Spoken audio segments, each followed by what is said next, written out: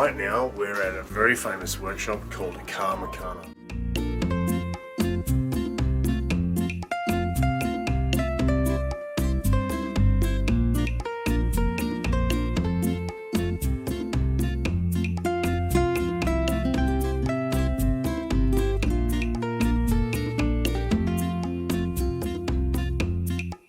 So this is very famous for movies such as Eyes Wide Shut.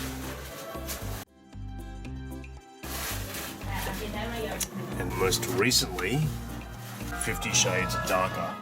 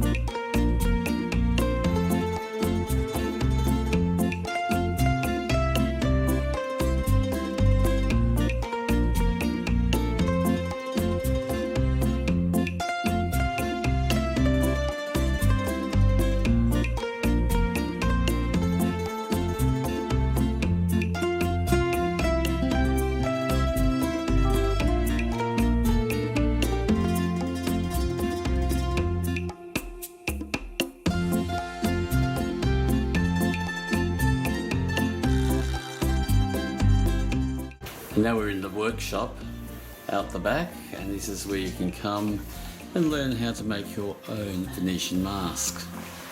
As you can see, all the shapes are already there.